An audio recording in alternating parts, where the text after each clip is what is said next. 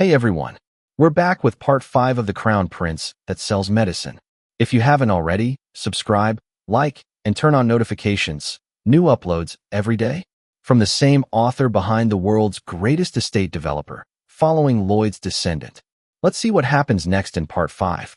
A guard approached and bowed respectfully. Your Highness, he presented a card. Please accept this. Lachiel looked at it quizzically. What is this? The guard explained. It's an entry pass for the secret vault. You must have it to enter. What happens if I don't? Lachiel inquired. All the offensive magic within the vault will activate, the guard replied. And the pass also records the time you spend inside. If you exceed the allotted time. The guard paused, then made a swift, slicing motion across his neck, leaving Lachiel and Damien momentarily speechless. You will die, he quickly added. You are permitted to stay until morning. Lachiel's eyes widened as he glanced at his watch. What, only a few hours? He bolted forward. Damien, let's go. The guard raised a hand to stop him. Your Highness, he said, gesturing to what were now clearly 3 separate doors. That is the high-level area. Lachiel feigned a scratch of his head, chuckling sheepishly. Oh, my apologies. I didn't realize. Inwardly, however, his brow furrowed. This guard is sharp. He didn't fall for it. Lachiel recalled his earlier conversation with the Emperor. Since you passed the test, I will allow you into the basic area tonight to retrieve 1 item. Yes, he'd replied, surprised. Do you have any complaints? The Emperor had asked. Now, facing the 3 doors, Lachiel understood the Emperor's words. He immediately voiced his refusal, though his displeasure was evident. It's not that I'm complaining, exactly, Lachiel insisted, trying to persuade his father, the Emperor. I worked hard to pass that test, but I only get access to the basic section. Lion, maintaining a calm demeanor, retorted with a hint of sarcasm. It doesn't seem like you worked that hard. Refusing to give up, Lachiel pushed his luck, his expression pleading. But you didn't specify which section when you gave me the test. You only changed your tune after I passed. The Emperor's look clearly said, my son, you have some nerve. Turning away, Lachiel and Damien headed in the other direction. Lachiel grumbling under his breath. Stingy old man. Is he even trying to help me? As he placed the card onto the scanner by the door, Lachiel thought to himself, best not to ask him for anything again unless I absolutely have to. With a beep, the scanner flashed green, accepting the card. Immediately, the massive door before them swung open. The guard saluted. Your Highness, we'll see you later. Moments later, Lachiel and Damien stood within the vast chamber, its walls lined with towering shelves. Lachiel put his hands on his hips, forcing a smile. This is going to take all night. And then, the magical hourglass began to drain. He immediately turned to Damien. We need to find a necessary ingredient here. How are we going to manage that? Lachiel paused, thinking, then answered slowly. Something cold.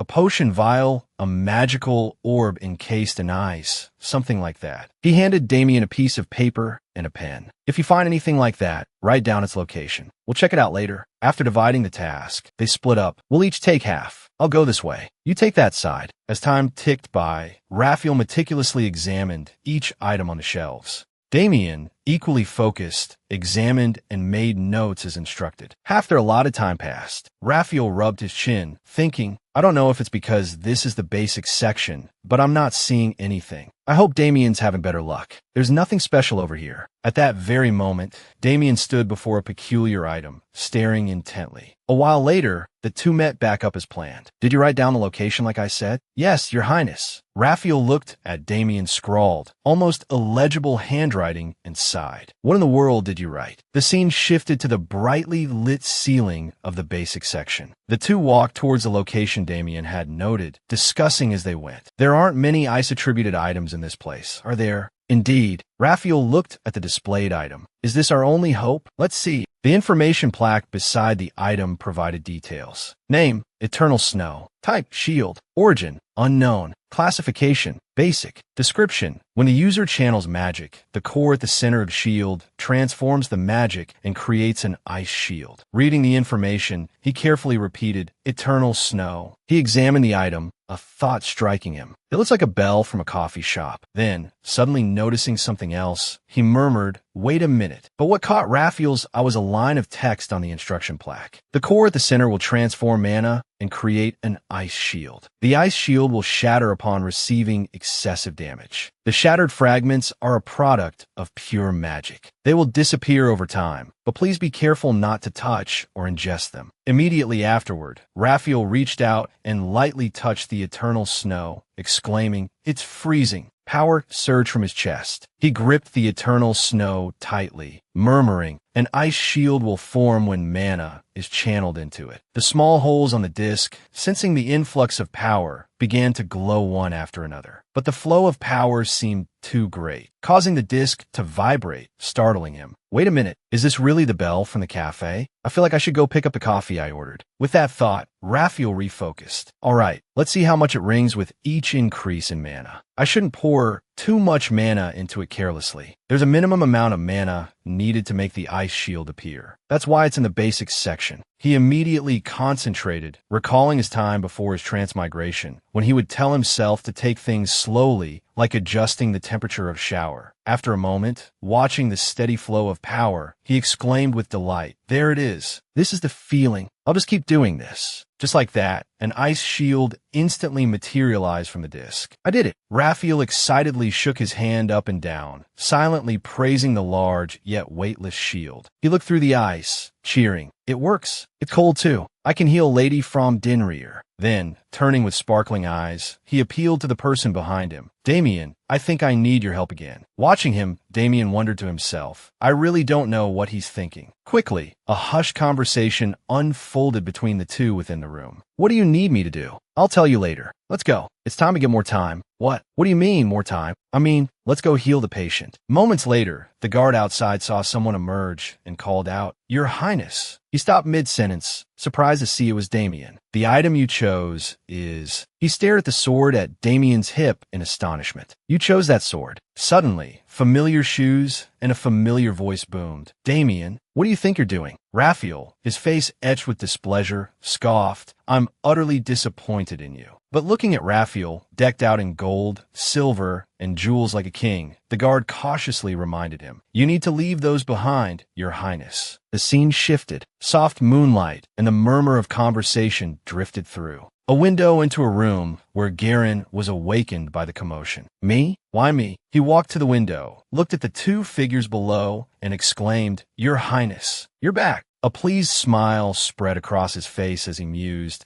His Highness has become quite close with Damien lately, hasn't he? He watched the two of them, their banter and easy camaraderie, and mused to himself, "I always thought Damien was rough around the edges, stubborn, but he's doing a good job protecting the prince. I wonder when this tea tray appeared in my hands." A small smile played on his lips. It's good for his Highness, always so sickly, to have a friend like Damien, someone he can truly relax with. Garen, carrying the tea tray down to where the pair huddled, thought privately, "I suppose I can place a little more trust in him." The sun crested the horizon, painting the sky with the soft hues of dawn. Its light glinted off the ice shield Raphael had just summoned. Garen stared, bewildered. What in the world? His confusion deepened as Damien drew his sword. Why is he drawing his sword? The words barely left his lips before Damien launched himself into the air. He brought his sword down on Raphael's ice shield with a resounding clang, showing no mercy. At this sight, the tea tray slipped from Garen's grasp, clattering to the ground. He clutched his face, aghast. Assassination!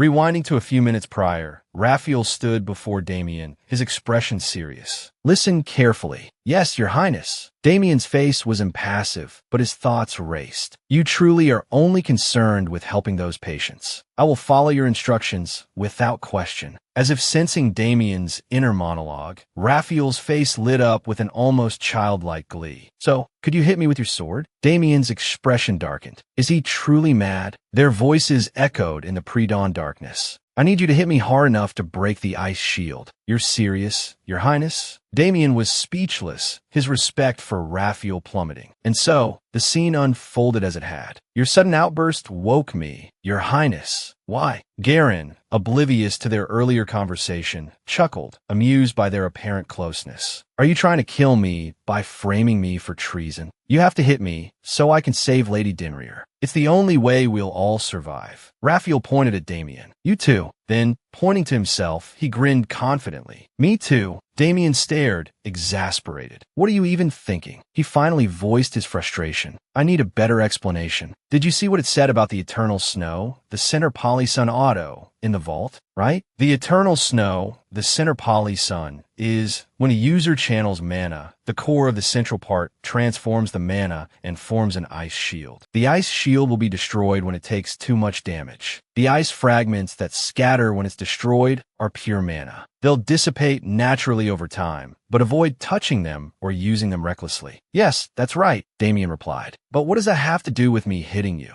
I'll use the ice shards created from hitting the shield to make medicine, Lachiel explained. Damien considered this for a moment, then suggested, couldn't you just put the shield down and let me hit it? Lachiel shook his head immediately. No, he channeled his mana, the shield flaring to life. Now you see. Then, he stopped channeling his mana, watched the shield vanish, and said with a sigh, now it's gone again. Referring to the illustration, he carefully explained to Damien, to maintain the ice shield, we have to continuously channel mana into it. Damien, looking troubled, voiced his concern, but I want to ensure your safety. So, you want me to break the ice shield without hurting you, is that right? Seeing that Damien understood, Lachiel responded with amusement. Exactly, but Damien quickly refused. Your Highness, this could be considered treason. How could I possibly do such a thing? I would never. However, Damien's next words left Lachiel speechless. I can't stand being broke. Applying the first principle of negotiation, overwhelmed to win, Damien laid out his terms. Please reward me each time I strike your shield. Hearing this, Lachiel chuckled slyly. So, you want to be paid to hit me, yeah? Yes, Damien replied, placing a hand respectfully over his heart. He bowed formally and declared, Your Highness, I consider you my sponsor. I deeply respect how you care for everyone without asking for anything in return. Lachiel listened attentively to every word. But this time is different. I must receive compensation. Hearing this, Lachiel gave a small, pained sound, remembering all the misfortunes in Damien's life. He recalled the image of the young, impoverished Damien and thought to himself, it's all because of a lack of money. Then he pictured Damien's solitary figure and the tattoo he bore as he grew older. He remembered Damien's battles against monsters.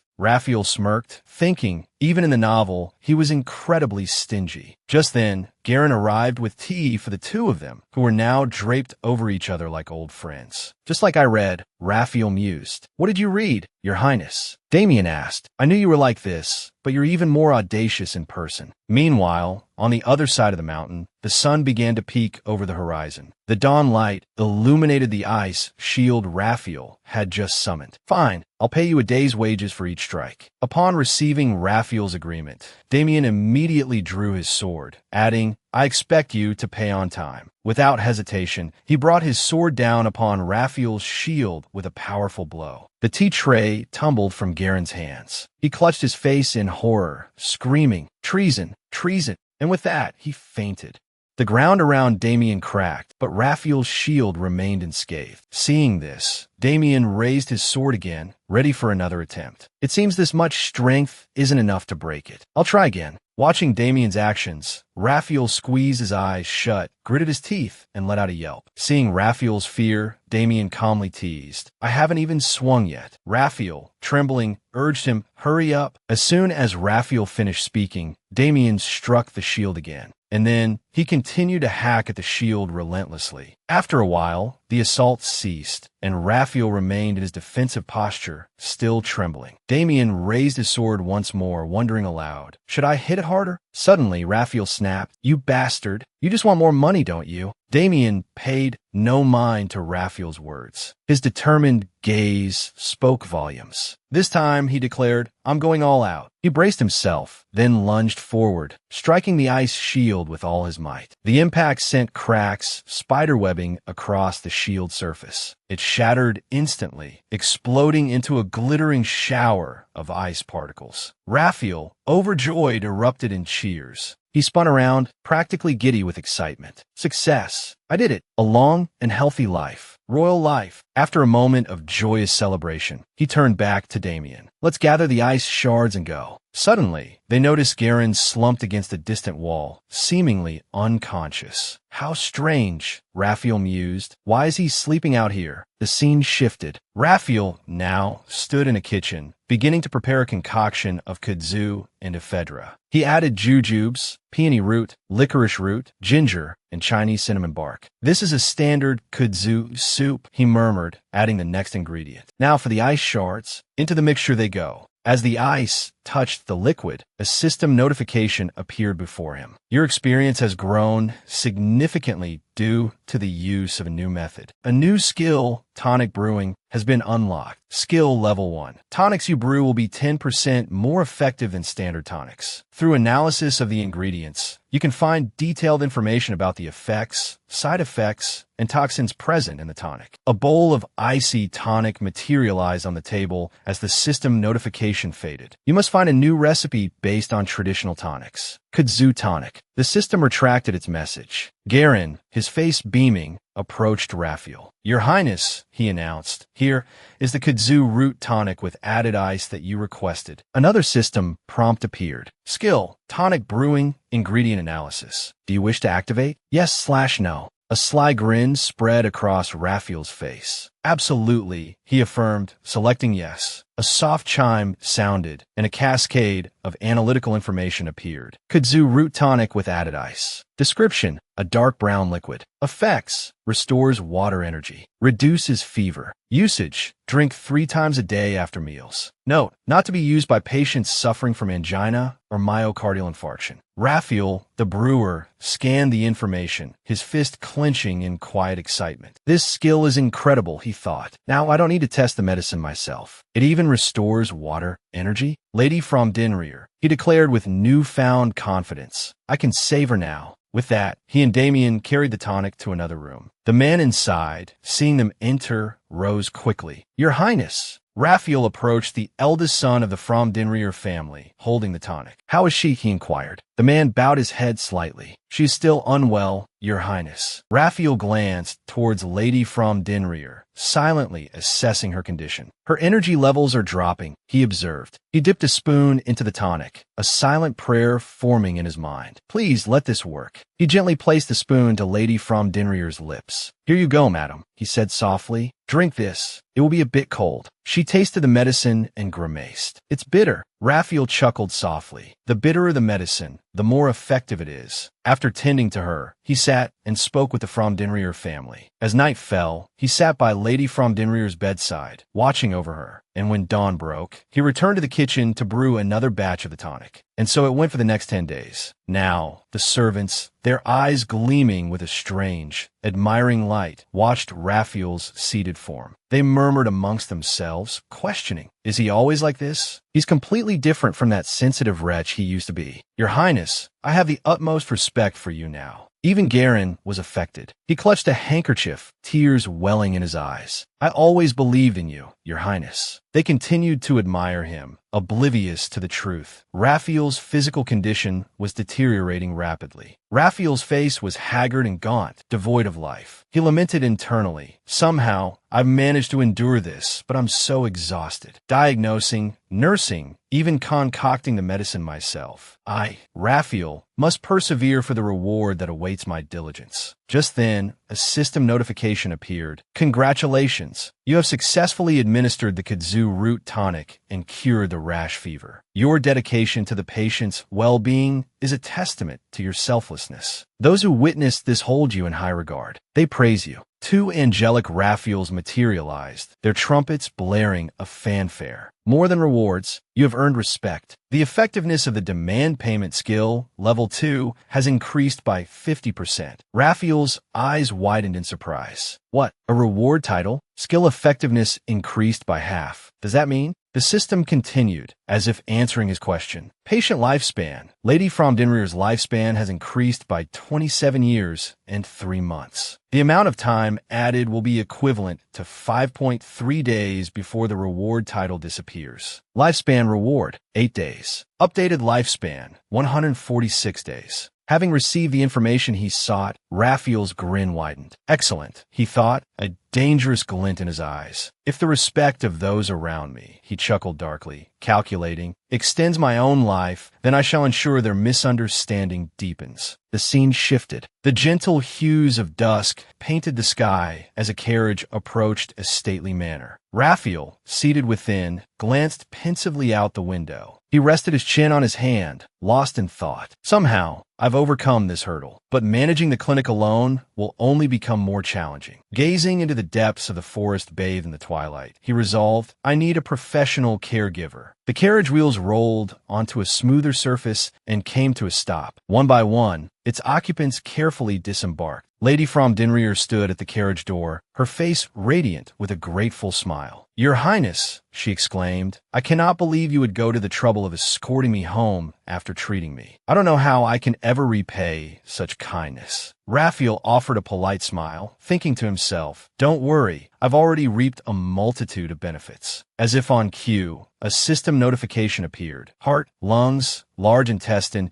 and liver have gifted you 200 HP to celebrate the successful treatment. Current HP, 1500. He then replied aloud, think nothing of it. Seeing you restored to health is reward enough. His words brought Garin, from Dinrier's eldest son, and the lady herself to cover their mouths, tears welling in their eyes. So touching, they thought, just as they were about to bow their farewells. Then, we shall take our leave. A hand shot out, stopping them. Raphael stood at the carriage door, his voice ringing with authority. I wish to speak with you. The eldest son of the Dinrier family, dumbfounded, pointed at himself and asked, me? A god. Raphael quickly urged him into the carriage. A slight tremor ran through the luxurious vehicle as he settled inside. Once inside, Dinrier's son, now holding the reins, addressed the figure within. Your Highness, he began, are we just going to sit like this and talk? Yes, Raphael replied. We have things to discuss that require this setting. They do it this way in Shinseki too. Shinseki, a Korean department store chain, hung in the air between them. Silence descended, broken only by the passing of a small flock of birds. The forest around them stood still and silent, devoid of movement or human presence. Dinrier's son subtly rubbed his shoulder. While inside, Raphael glanced at him. The man's Adam's apple bobbed nervously as he swallowed. Why isn't he saying anything? He wondered.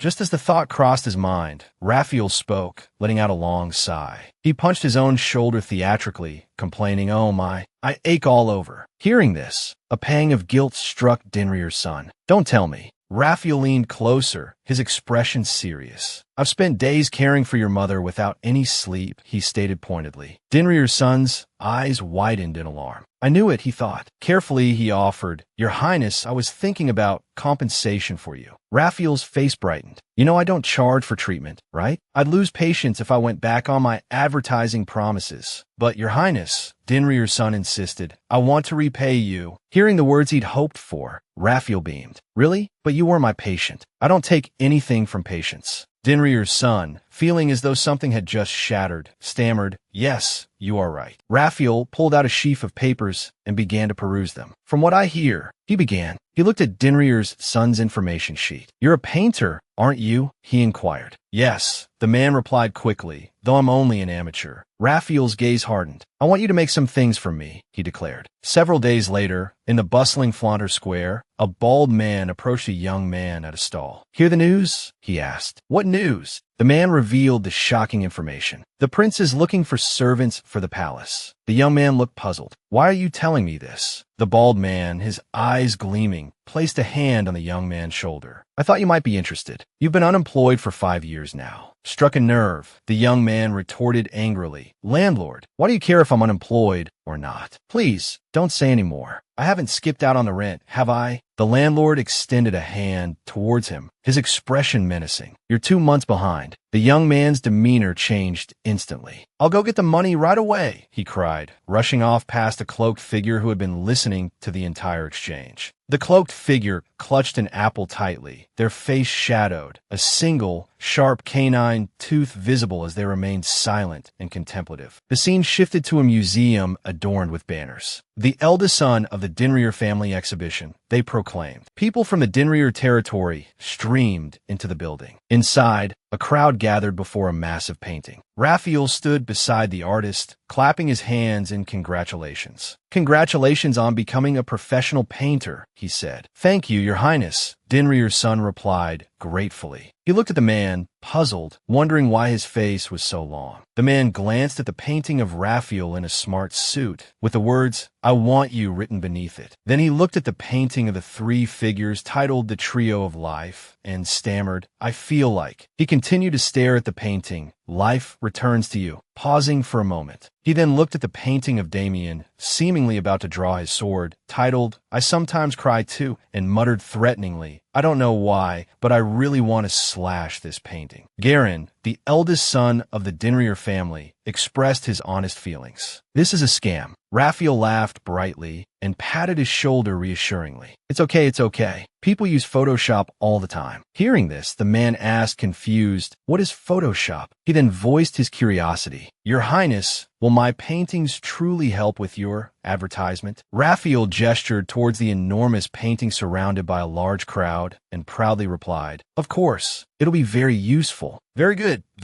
Excellent. Bring in the nurses." The emotions of the onlookers at this point were a mixture of bewilderment and astonishment. "I came because I heard admission was free." "What is this painting?" After a moment of discussion, they suddenly noticed a small piece of paper on a stand in the corner. The paper announced, "Bring nurses here, oil on canvas. You could become one of them. White-clad angels. Gain experience and happiness in life by becoming a nurse. Furthermore, you will be paid by a handsome employer, the prince. Register now." Upon reading this recruitment notice, murmurs rippled through the crowd. "Brother, I have to be honest. My dream is to become a nurse." "What?" Because of this recruitment drive, the nurse registration office and entrance exam were bustling with people discussing the offer. "Is the pay really that good? I heard that 1 month's salary can cover 2 years' rent." Among the crowd were the two people from the market earlier. The young man clutched the application form, tears in his eyes. "Mother, I will become a well-paid nurse and repay your kindness for raising me." The application form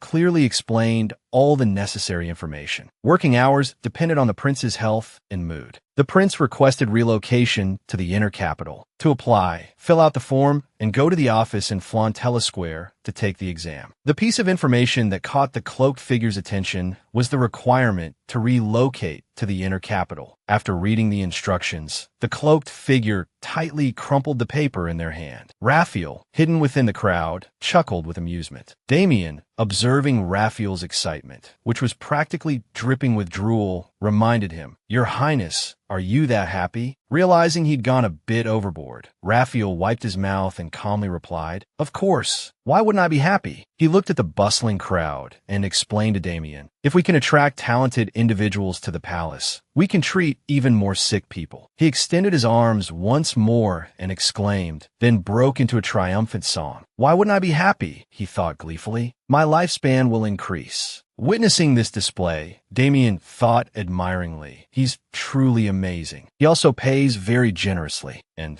then time shifted to 6 days later. The familiar cloaked figure swiftly passed by. The bright sunlight shone directly on the banner fluttering in the sky. "Bring nurses here." A large crowd had now gathered in front of the gates of an extremely luxurious mansion. The cloaked figure tilted their head back, gazing upwards. That person was Anise. She stood with her hands on her hips, brimming with pride and anticipation, thinking to herself, "It's time." As soon as she finished that thought, the announcer lifted a spoon, poised to speak. He called out in a booming voice, "Everyone, please pay attention." With a flourish, he declared, "We will now begin the first part of the selection test." The crowd below looked up intently, hanging on his every word. "Organized by His Highness, bringing nurses here. The first part," the announcer strained his voice, shouting, "will be." He bowed low again, then bellowed, "Will be." The announcer, standing on the platform, delivered words of encouragement. Organized and sponsored by the prince. Nurse selection competition. Show us your skills. He pointed forward and yelled. The first task is to proceed to the interview location. At that moment, confused murmurs rippled through the crowd. That's strange. I feel like I've heard this all week. You're overthinking it. Immediately after, the gatekeepers began directing the crowd inward. Everyone will be divided into 5 groups of 10 for the test. They presented a detailed map. Start here and move quickly to the main building of the auxiliary palace. Only the first 10 individuals of each group will be interviewed. As soon as the soldier finished speaking, the crowd erupted. What? Wait, what about the other 40 people? The guard replied coldly. Those who don't make it into the top 10 aren't qualified. Just as they were complaining, that's ridiculous. The announcer's booming voice sent them scrambling. All right, group number 1, begin.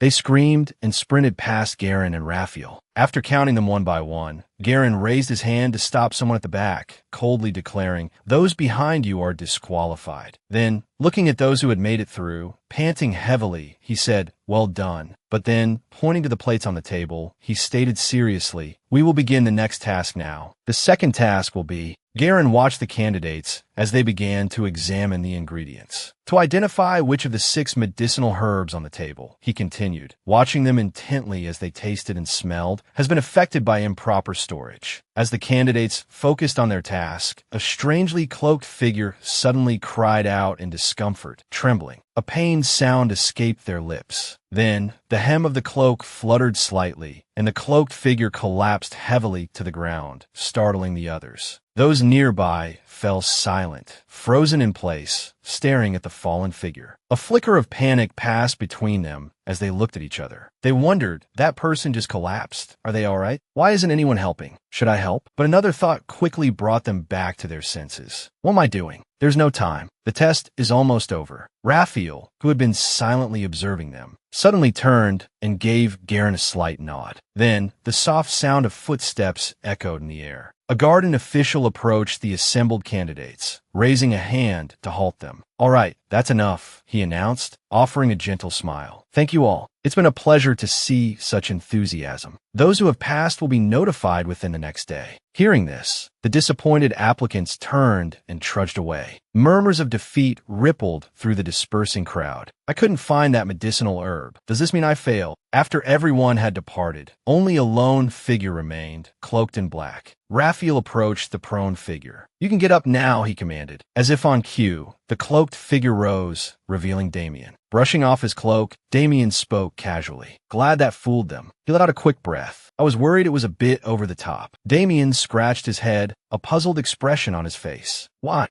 Lachiel immediately launched into a dramatic reenactment of agonizing pain, collapsing to the ground. "Like this, see? Drama." He sat up, wiping away imaginary blood, a smug grin spreading across his face. "Isn't that more natural?" Garen, watching with tearful admiration, held up a score of 10, praising Lachiel's performance. "Your Highness, there's truly nothing you can't do," he exclaimed. Lachiel, seizing the opportunity, extended an invitation. "Want to take an acting class?" But then he seemed to reconsider, changing the subject. Never mind. Thanks to Damien's performance, we were able to properly evaluate them. So, what's the verdict on the remaining 9 candidates? His tone shifted, becoming cold and decisive. "All fail." Lachiel's voice resonated with sincerity. "Skills can be learned anytime," he stated. Damien calmly finished his thought. "But you're saying character is more important." Lachiel gazed at the bright sun in the sky, agreeing. "Exactly. That's why none of them met the criteria, especially for future nurses. On to the next group. On to the next group." They repeated the charade, but no one reacted and no one passed. The third group fared no better, mirroring the results of the first 2. The fourth group followed the same pattern, with the same outcome. No one passed. Witnessing this, Lachiel slumped in disbelief. Seriously? Not a single one of them cared about the collapsed person.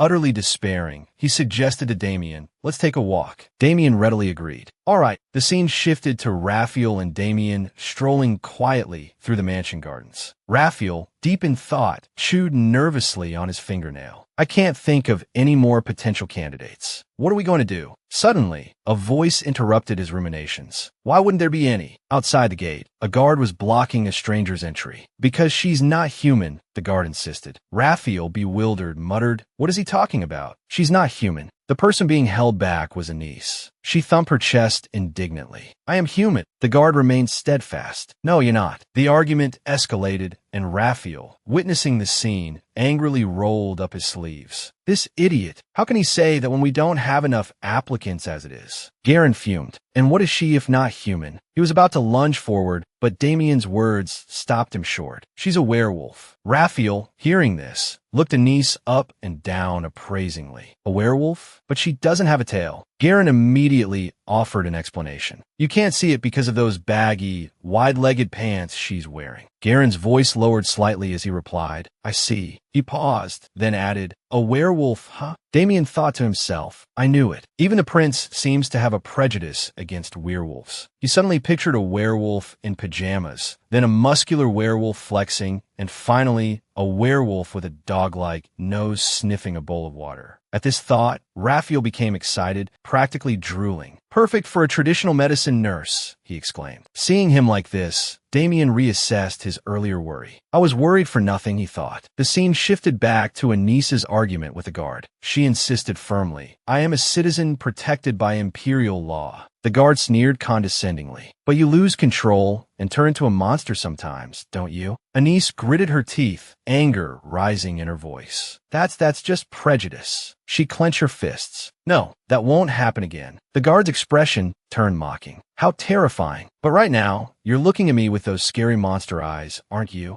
His words infuriated Anise. Clenching her fists tighter, she cursed him under her breath. Just then, Raphael appeared, interrupting their exchange. Enough, he commanded. Your Highness. Raphael addressed the guard with an air of authority. Didn't my nurse recruitment notice state that anyone living in the capital could apply? He continued, yes, she's a werewolf, but isn't she still a citizen of the capital? The guard stammered, my apologies, Your Highness. It was my mistake. Raphael turned his attention to Anise. You should apologize, not to me, he instructed the guard, but to her. Then, placing a hand on his chest, Raphael bowed his head slightly. On his behalf, I apologize for his disrespectful behavior. Anise returned a polite curtsy. I am Anise, daughter of Hashan. It is an honor to meet you, Your Highness. Raphael then addressed her directly. So, you wish to participate in the examination? Yes, Your Highness, she replied. He turned, a cheerful expression on his face, and clapped his hands. All right then, shall we begin right now? Anise looked at him, puzzled. What? She asked. Suddenly, Raphael turned back, his expression serious. Since you're a werewolf, you must be quite strong, correct? He inquired. But I haven't seen it with my own eyes yet. He pointed to the guard who had just been arguing with Anise. So, if you can outrun this guard, I'll consider you to have passed the first test. The scene changed to a small fountain within the grounds. Raphael gestured towards the fountain. It's about 400 meters from here to the fountain, he explained. Whoever runs there and back first wins. Understood. As soon as he finished speaking, Anise threw off her cloak with a cry of excitement. Understood. Raphael quickly turned to the guard. Get ready, he instructed. The guard, looking bewildered, nonetheless obeyed. Yes, sir.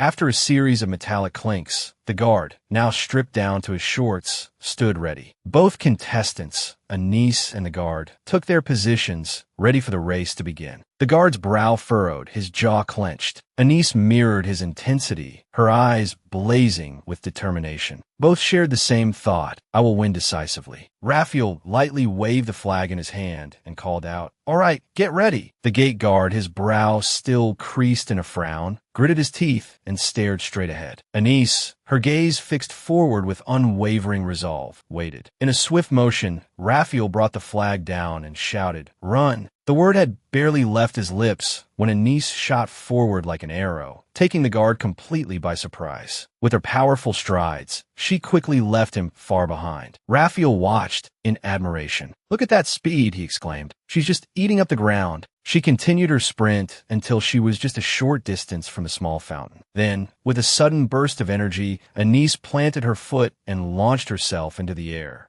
Her hand reached out, lightly grazing the fountain's central column. Gripping it firmly, she executed a graceful spin in midair before landing back on the ground. The moment her feet touched down, she was off again, sprinting forward. Just then, the gate guard arrived, and seeing her turn back towards him, he wore a look of bewildered confusion. Without hesitation, he let out a heavy breath and pushed himself to overtake her. Anise, glancing at him, assessed him silently. Too slow. I'll win. Mirroring her thoughts was the grimace twisting the guard's face. His brow furrowed, sweat dripping down his temples. Damn it, he cursed. Suddenly, his ankle twisted beneath him, swelling and reddening. He cried out in pain as he tumbled to the ground, rolling several times. His cry caught Anise's attention. She turned back to see him writhing in agony and wondered if he'd dislocated his shoulder. Her pace slowed. A moment of quiet contemplation settled over her. The silence broke as Anise gritted her teeth in frustration. Slamming her foot down, she skidded to a halt. Damn it, she exclaimed. Mere steps from the finish line, she spun around and ran back towards the fallen guard. With powerful strides, she closed the distance, lamenting, damn it, I wanted a decisive victory. This is just my luck. Her actions caught Raphael's eye, and he watched intently. Anise reached the guard, startling him with her sudden appearance. Without a word, she gripped his shoulder and arm, causing him to cry out in alarm. What are you doing? Her voice, laced with a chilling intensity, cut him off. Shut up and hold still. A small, sharp movement followed, accompanied by the distinct pop of a joint. The guard's scream ripped through the air. Just then, a familiar voice broke the tension, offering the terrified guard a reprieve. All right, that's enough. With a flourish, Raphael produced a heart-shaped pendant. You're hired, he declared. The scene shifted from the gardens to the interior of an office. He slid a stack of papers across the desk. This is your employment contract. Read it carefully. Anise picked up the documents, her eyes scanning the pages. Seems rather complicated, she remarked. He immediately offered a cheerful, reassuring smile. There's no need to worry so much. Just take your time, take your time, take your time. Watching him, Garin and Damien murmured to each other from behind. He's suddenly turned into a middle-aged man like us. He's definitely more mature than his actual age. While Anise meticulously reviewed the documents, Raphael surreptitiously observed and assessed her. Raphael, pleased, offered his appraisal. Her physical strength is impressive, and she's also very intelligent. Just as perfect as I observed. He briefly recalled the earlier moment, a shiver running down his spine. She smiled while readjusting my shoulder. Snapping out of his reverie, he chuckled with amusement, his shoulders shaking, leaving the two behind him perplexed. He mused. Although she helped, she did it rather painfully. There are a lot of difficult patients out there. They certainly wouldn't be pleased. Suddenly, he glanced up at the twilight sky and sighed. But it's such a shame. I wish there were more people like her. After reading through the contract, Anise gently placed it on the table. Raphael, with a cheerful expression, leaned closer and inquired, So, what do you think of the contract? Without hesitation, she replied, It's good. But her gaze deepened as she added, I'd like to add a few additional clauses. Hearing this, Raphael felt a bead of sweat trickle down his temple. Is that so? He asked nervously. What are they? Anise slowly began to speak, each word deliberate. Actually,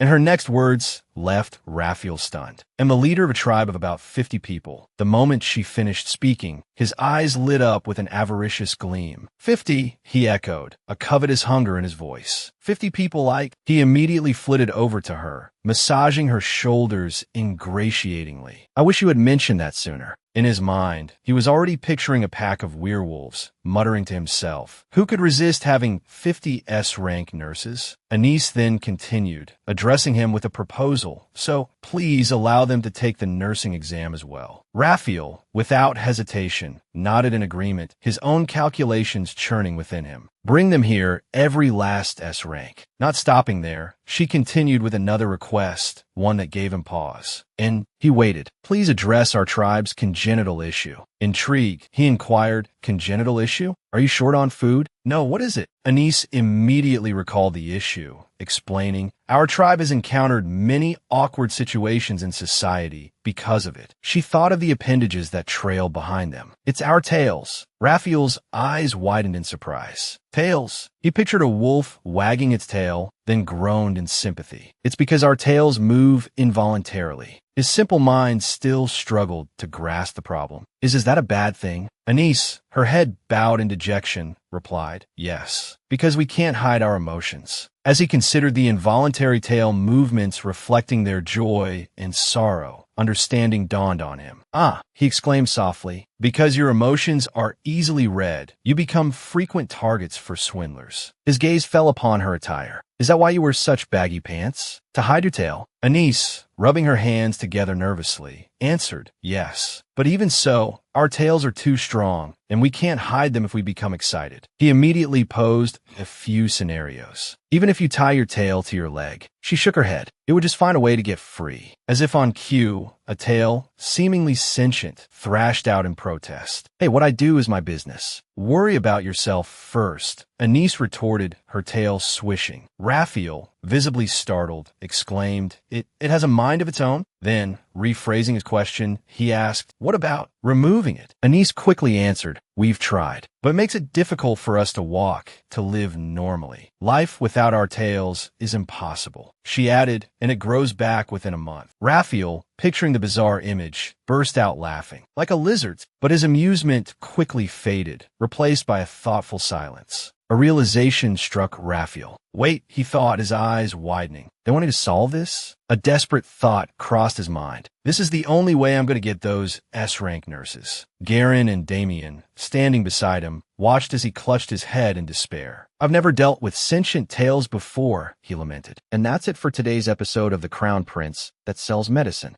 If you enjoyed it, make sure to like, comment, and subscribe. It really helps the channel out. The next episode is already up on the channel, so don't wait. Go watch it right now and keep following the journey of Lloyd's descendant. Thanks for watching, and I'll see you in the next part. Same time, same place.